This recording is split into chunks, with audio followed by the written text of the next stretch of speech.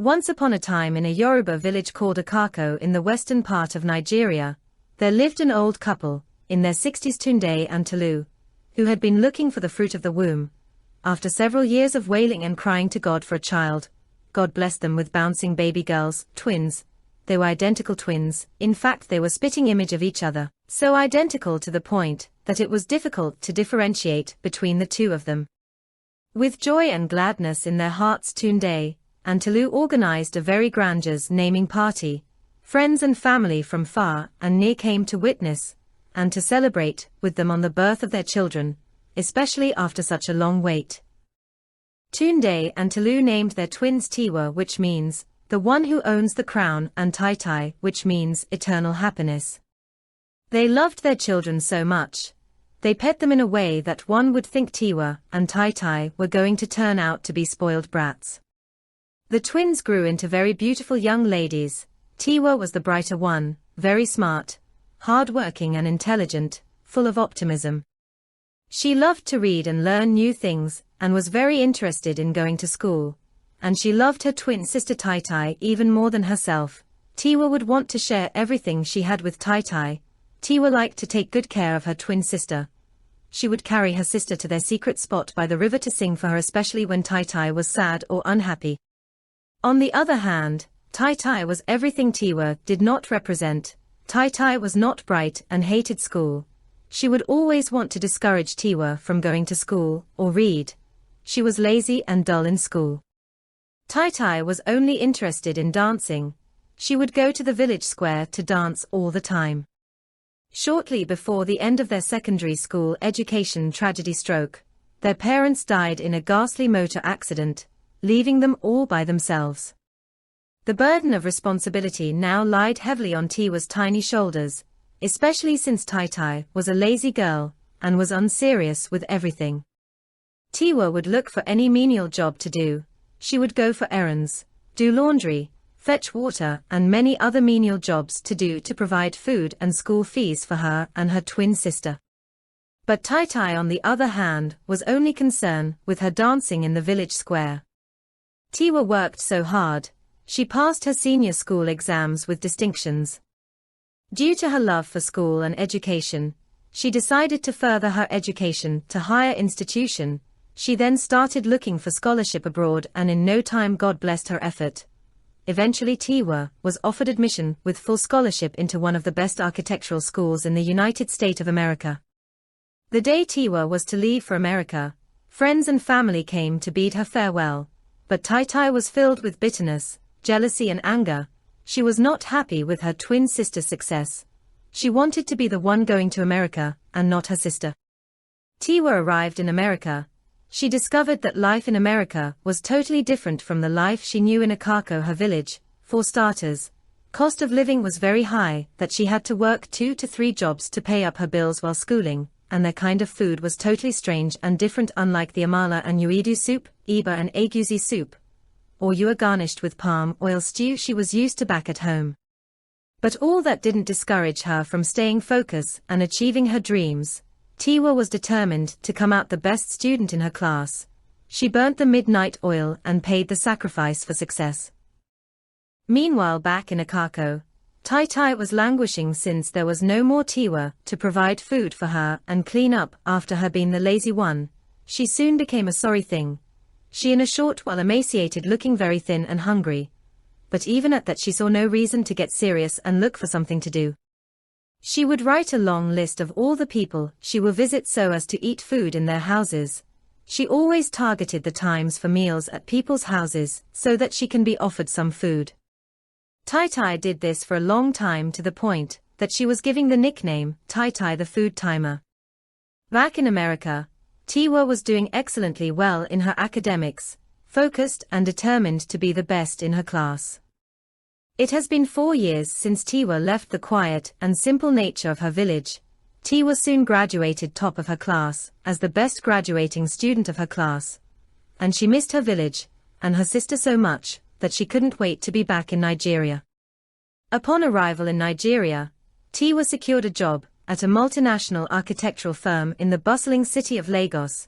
Her resume was so attractive that the company sought after her to offer her the job.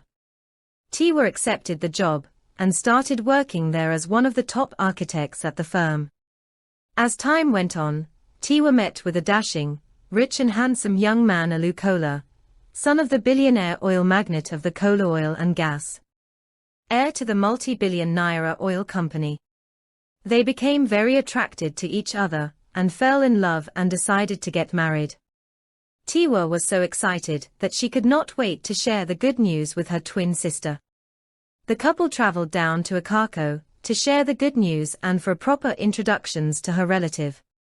Upon arrival at Akako, Tai, seeing how transformed and well Tiwa had done for herself, became very jealous and angry, and to top it all, Tiwa found a very kind-hearted, rich and handsome man.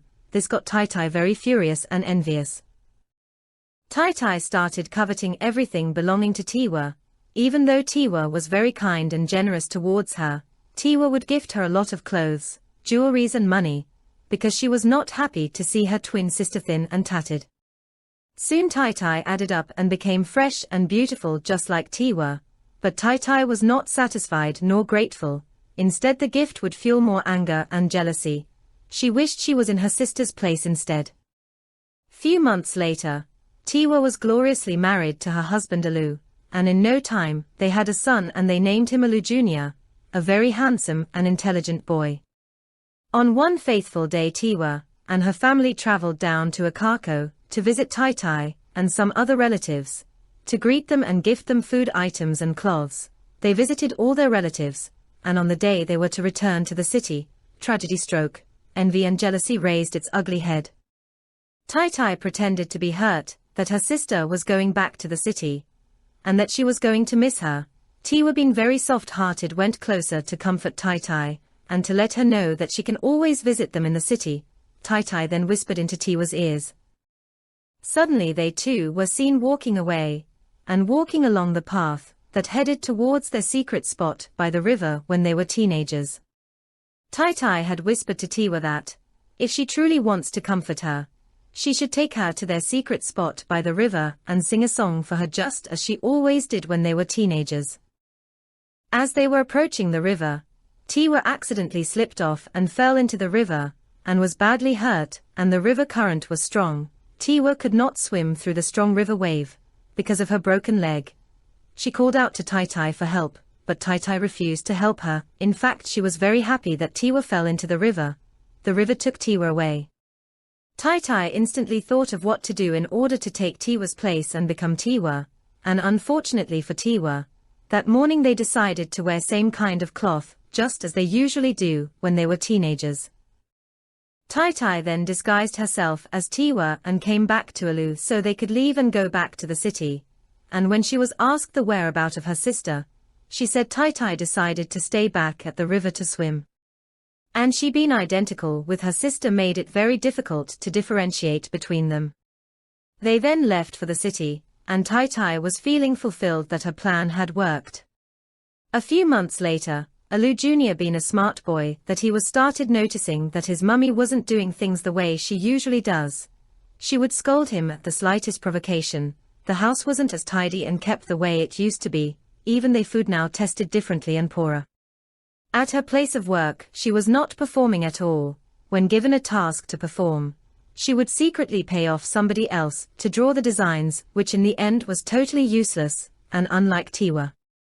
Unfortunately, Tai didn't put all these into consideration before carrying out her wicked plan. Soon the burden and workload was too much for her to bear that she started losing her mind. She started having nightmares of her sister Tiwa. She was so disoriented to the point that she started shouting out loud from her dreams. The nightmares graduated to seeing her sister Tiwa even during the daytime. Though Tiwa had died in the river, she was already hallucinating as a result of the guilt and pressure of trying to measure up with Tiwa's elegant and professional live.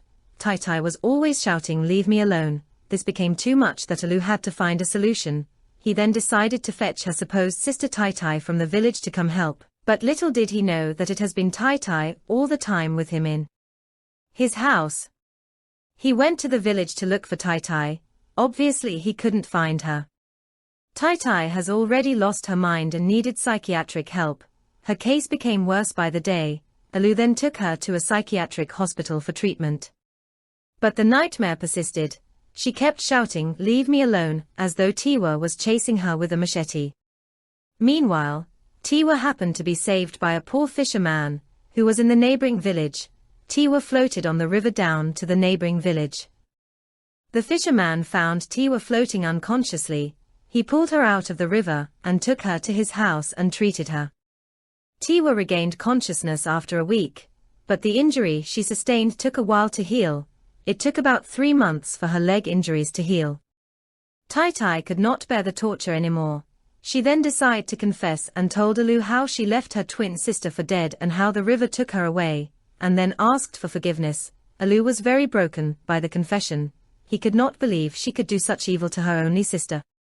A few months later, Tiwa was completely healed and recovered. Tiwa then returned home to Lagos. Upon her return, Tiwa narrated what happened to her to Alu, her husband, how she fell into the river and Tai refused to help her or even go to find help. She also told him how she was saved by a poor fisherman in the neighboring village, took her in and treated her for months. Meanwhile, Tai was still at the psychiatric hospital. Alu narrated to Tiwa how Tai disguised herself to be her, took on her job and position as his wife, and how the guilt of her evil action hunted her and landed her in a psychiatric hospital. Tiwa, being so kind-hearted and loving, insisted that she must visit Tai at the hospital.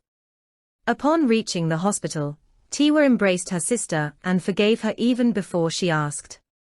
As time went by, Tai got better and was discharged from the hospital.